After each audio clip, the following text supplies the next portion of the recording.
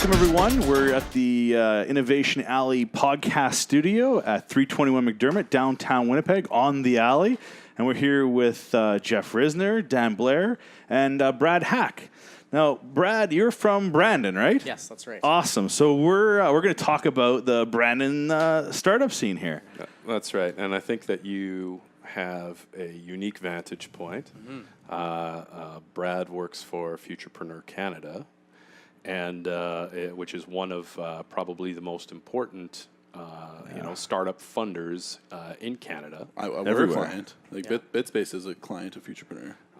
And so, tell us a little bit about what you're seeing there, what you're excited about. Sure. So Brandon's a little bit different comparing to Winnipeg.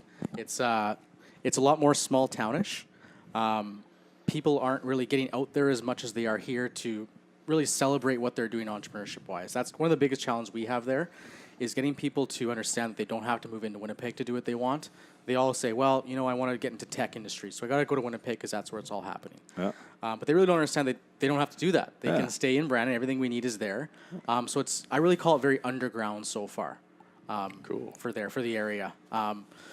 Just because of the fact that they look at it as a small town, right? Well, but like the biggest wireless provider in Winnipeg or Manitoba is in Brandon, right? Yeah, absolutely. So that's where they don't see that connection. Okay. They look at the size of the city and say, well, not everything that we have in Winnipeg is available to us here. The funny thing about what you're saying is that's what people say about Winnipeg compared to other cities. I can't start a tech startup in Winnipeg. It's not the size of Toronto. Cool. So that is quite funny that very different levels of that happening. People are starting to see that more now with the resources we have available, the organizations that are starting.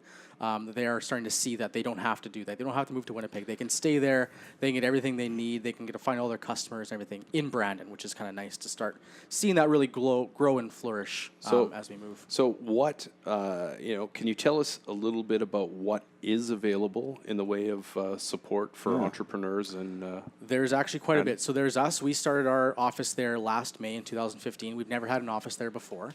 And my office is right inside of Entrepreneurship Manitoba's office. Okay. So the very first place people usually go is Entrepreneurship Manitoba. So I'm right there with them, doing joint meetings, partnerships, things like that. The city of Brandon actually does an amazing job on their economic development side of helping people find the right resources to get their business started as well. So you can actually go into the economic development office there in City Hall, sit down with someone, probably just without even making an appointment, and they'll talk to you about what Brandon needs, what they're looking for, and you can tell them your idea, and they'll kind of point you in the right direction. So they've actually done a great job of collecting all these stats of what they need, what they don't need, where to go to help people along. So I think that's a really big feather in our cap is what the economic development team has done in Brandon. Then you have the community futures. You have, of course, BU and ACC, which are doing some really great things together to help drive that innovation. There's a lot of different groups inside of them. So they have a tech group that kind of gets together every couple months. They call it Tech and Wings. So they get together, tell them each other what they're working on the side, kind of share those ideas and try to see what they can work together. So really a smaller scale of what's happening here, but it's growing, which is kind of nice. For people that aren't really in the know about Futurpreneur, can you talk about what you are offering entrepreneurs in Brandon? Absolutely, yeah. So the same thing we'd offer across Canada. So as you guys know, we're all the way across Canada from the west coast to the east coast and everywhere in between. So we really want to give people the resources in helping them start up, getting their business plan going, helping out with market research, things like that, but also then financing up to $45,000. And of course, as we all know, the mentorship, which I think is even more important than actually getting financing, to help really bridge that gap between I have no idea to now I can help mentor someone else along. Well, I think the key is it's not just any kind of mentoring. It's mentoring from successful local businesses. Right. But most of the folks I've seen go through the mentorship program here in Manitoba, they're getting hooked up with folks from Toronto and from Vancouver and from even outside of Canada. Yeah. So how does that work? Like, is it a whole national program? Or? Yeah. So we've kind of changed how we've done it since Jen and I both came on with Futurpreneur. So before it was just go out, find someone local, but in some areas you can't find that right person. So that's where we've really made that reach a little bit bigger and said, well, if we can't find the right person here, let's look into virtual meetings where you can talk to someone in Toronto or someone in Calgary or someone in Saskatchewan that's going to have those skills you're looking for your business. Yeah, and who's done it before. Yeah, exactly. Yeah. And yeah, the big thing, you're right, where it's hand matching our mentors based on the skills our entrepreneurs are looking for.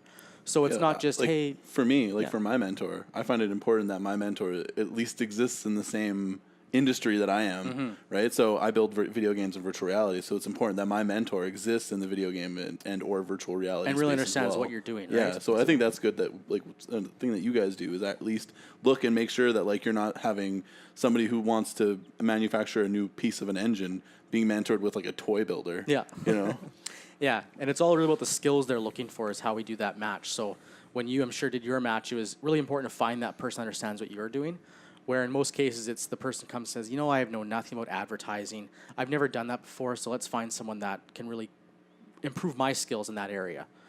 So yeah, that hand matching is really great. I mean, you know a lot about it too. You've been a great mentor of ours. Oh, that's a fantastic program, and Dan, you have a brilliant mentor. I do. I have probably the best mentor. Yeah, I would say one of the best in Canada for sure. But can you talk a little bit about what type of support might be available for a technology entrepreneur pre-prototype? So I've got an idea. I want to get some cash in place to do some early market validation and build that first prototype and then get it to market. Is that something Futurpreneur can help with? We can kind of point people in the right direction. Okay. We're not necessarily going to give them the funds to kind of get it. We want when someone comes in that space, we want to make sure that they're having a product that they can kind of sell when they come through our program. So working with the industries here that you guys are all well aware of, your listeners may not be, but the Fabaloos, machine shops, things like that, kind of getting them in touch with them to really develop that idea and that product a lot more out of that R&D stage.